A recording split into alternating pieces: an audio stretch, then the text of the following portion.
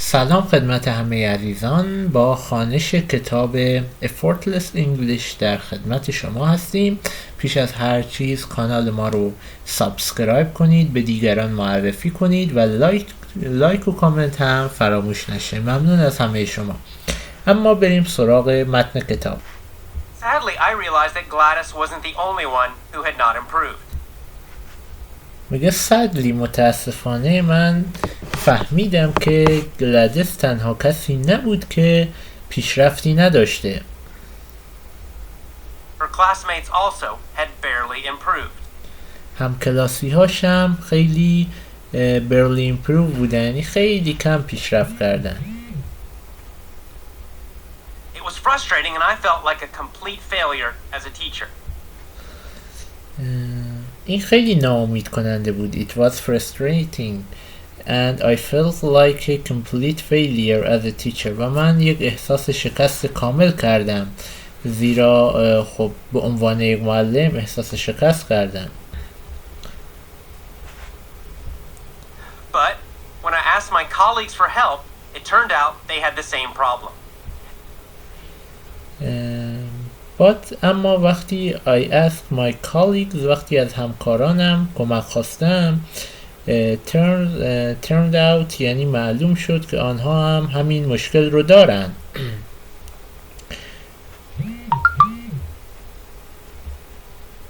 Very few of their students were improving either.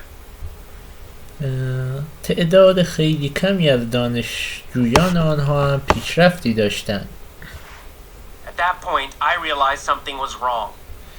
At that point، در آن زمان، در اون نقطه بود که من فهمیدم یک جای کار میلنگه. Something is wrong with standard methods for teaching English. میگه چیزی اشتباهه و این متد و منظورش هم همون استاندارد متده، یعنی متد استاندارد انگلیسیه، یاد دادن انگلیسیه. The worst part for me was that everyone accepted this situation as normal. میگه the worst part یعنی بدترین بخش قضیه این بود که همه میپذیرفتن این وضعیت رو به عنوان یک وضعیت نرمال و طبیعی. The other teachers didn't seem to be concerned about their students' lack of progress. معلمان دیگر، استادان دیگر هم به نظرشون نمی اومد که کنسرن نبودن، دغدغه‌مند نبودن در مورد این فقدان پیشرفت دانشجویان و دانش آموزانشون رو. فکر میکردن طبیعیه. All the teachers were using the same methods and getting the same poor results. میگه همه استادان، همه آموزگاران استفاده میکردن از یک متد و همشون هم خب نتیجه خیلی ضعیف و یکسان و از طرفی نتیجه بدی میگرفتن. poor result. In most parts of the world, students study English in school for years. Yet, the vast majority of them never learn to speak English well. After years of study, they still have trouble with real English conversations. They still feel nervous and shy about speaking.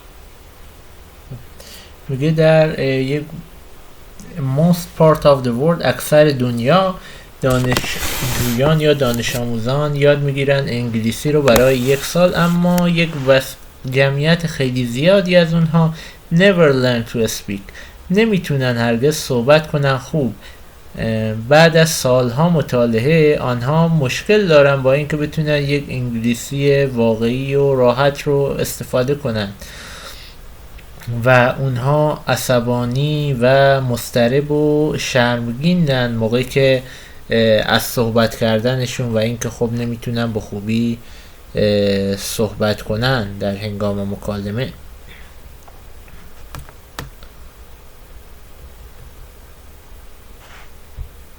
A few years after my experience with Gladys, I got a job as an English teaching assistant in Japan. میگه a few years after، چند سال بعد از تجربه‌ام با گلادیس، من یک شغلی پیدا کردم یا یک شغلی داشتم به عنوان دستیار آموزشی انگار assistant in Japan در ژاپن. I was excited and eager to help these young students learn my language. I still remember my first day. I was sitting at the front of the class next to the main teacher, who was Japanese.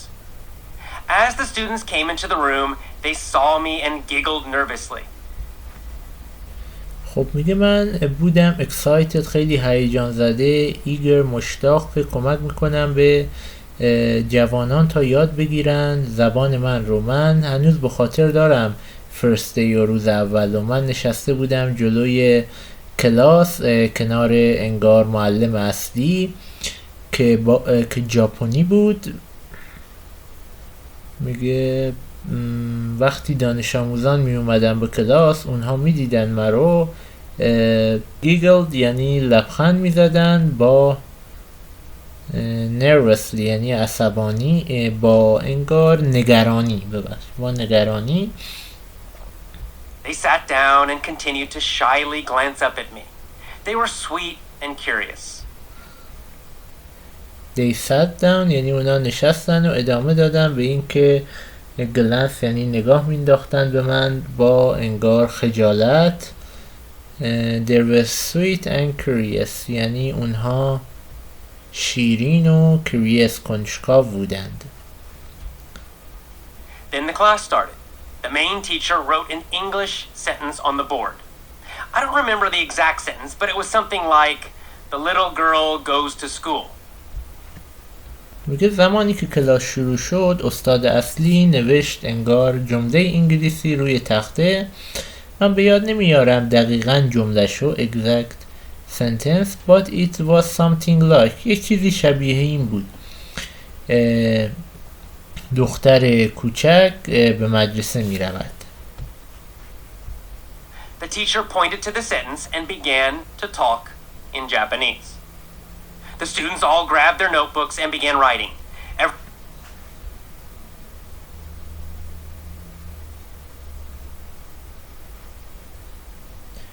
خب میگه معلم اشاره کرد به جمله pointed to sentence and began to talk و شروع کرد به صحبت کردن به ژاپنی. Students all grabbed their notebooks and began writing. میگه اونا هم همه خیلی جدی بودن و شروع کردن به یادداشت برداری و نوشتن و Next, the teacher circled the word goes. She pointed at the word and continued speaking in Japanese. She talked and talked and talked in Japanese. میگه بعد معلم circle the word goes یعنی دور کلمه گو خط کشید. او اشاره کرد به واژه و ادامه داد به صحبت کردن در مورد اون به ژاپنی. او صحبت کرد و همش هم به ژاپنی صحبت کرد. The students wrote quickly, filling their notebooks with information. Finally, the teacher drew a line from the word goes to the word girl. And then she talked more, on and on and on in Japanese. میگه دانشجویان هم wrote quickly یعنی خیلی سریع مینوشتن و پر میکردن نوتبوکاشون رو و دفترچه یادداشتاشون رو با این اطلاعات. سرانجام معلم خط دیگه‌ای کشید دور انگار خط girl یعنی دیگه goes رو گذاشت کنار، رفت سراغ girl و دوباره باز صحبت میکرد به ژاپنی. بارها همینجوری هی صحبت میکرد به ژاپنی و توضیحاتی میداد. This continued for the entire class. The teacher drew lines, circles and squares. She used different colored chalk and she continued speaking Japanese. میگه کل کلاس به همین منوال بود و معلم خط میکشید، دایره میکشید، مربع میکشید و از رنگ‌های مختلف، گچ‌های مختلف استفاده میکرد و او ادامه میداد به صحبت کردن به ژاپنی.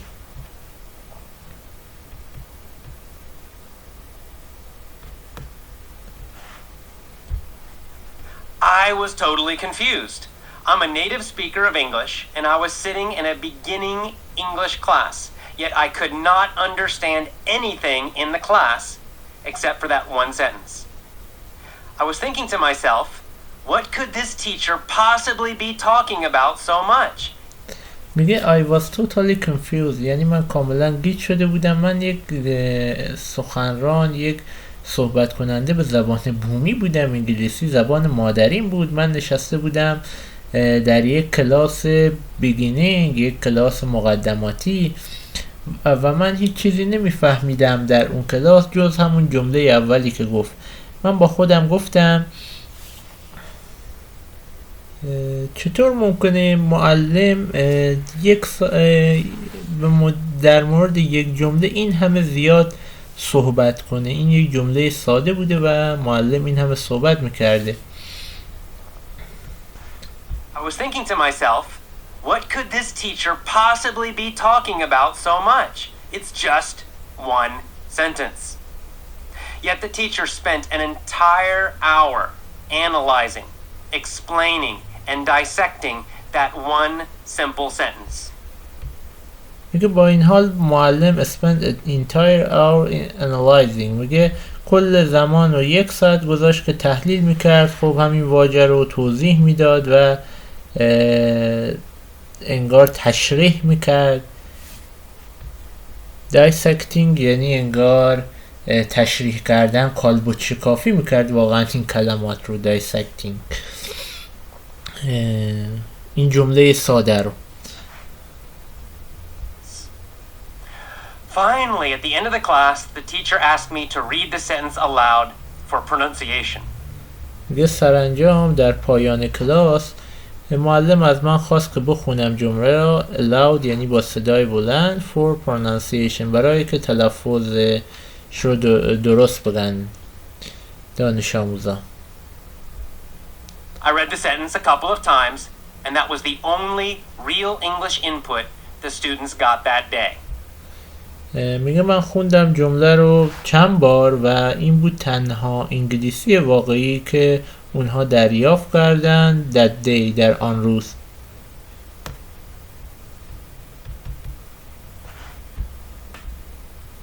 Sadly, the same pattern repeated every day. Day by day, I watched the students' enthusiasm and curiosity disappear. میگه متاسفانه این همان الگویی بود که تکرار میشد هر روز، هر روزه، و من میدیدم که student enthusiasm یعنی با شوق و با رغبت و curiosity و با کنجکاوی disappear میشدن، یعنی اون شور و رغبتشون از بین میرفت و disappeared میشد. They became bored. They became stressed and confused. Every day they wrote pages of notes, mostly in Japanese. Every day the teacher talked and talked and talked, mostly in Japanese. I couldn't understand why an English class was being taught mostly in Japanese. During the average class, the students were listening to Japanese 90% of the time or more. They heard very little English. No wonder they never learned to speak. No wonder they were frustrated and confused. خب میگه که آنها بورد میشدن، یعنی ملول میشدن، خسته میشدن. They became stressed and confused، یعنی گیج میشدن و دچار استرس میشدن. هر روز می نوشتن صفحه هایی اکثرا به ژاپنی. هر روز teachers talk and talk mostly in Japanese، یعنی اکثرا هر روز استاد به زبان ژاپنی صحبت میکرد. I couldn't understand، نمیدونستم چرا در یک کلاس انگلیسی اکثرا به ژاپنی آموزش داده میشد. میگه during the average class، میانگین کلاس به این گونه بود که دانش آموزان were listening، گوش میدادن به ژاپنی 90% از زمان رو یا بیشتر. اونها میشنیدن خیلی کم انگلیسی. و جای تعجب نبود که اونها they never learned to speak نمیتونستن و یاد نمیگرفتن صحبت کنن. no wonder جای تعجب نبود که آنها ناامید و گیج شده بودند.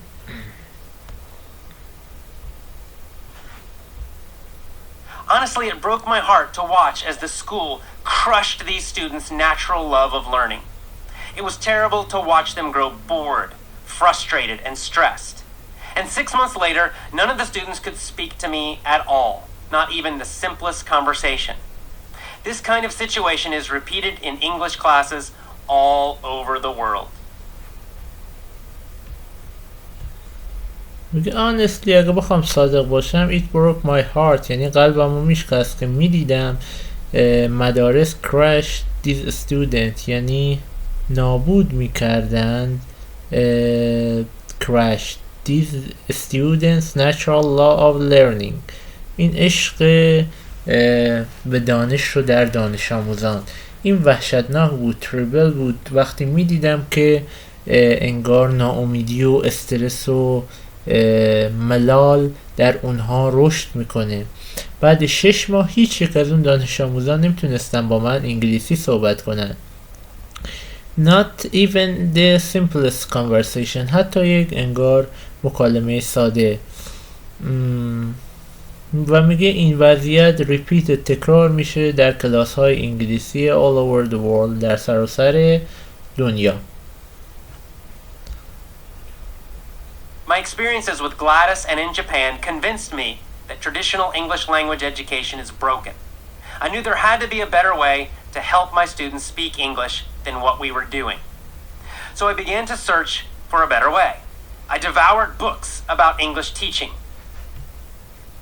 I constantly tried out new methods in my classes. I read research studies. I traveled and taught English in other parts of the world. خب میگه تجربه من با گلادیس و ژاپن convince me یعنی قانع کرد من رو که روش سنتی زبان آموزی انگار شکست خورده و به درد نمیخوره. من دانستم که باید یک راه بهتری باشه to help my student برای کمک به دانش آموزانم تا انگلیسی صحبت کنن than what they were doing از آنچه که اونها انجام میدیم الان، یعنی یک راه بهتری باید باشه.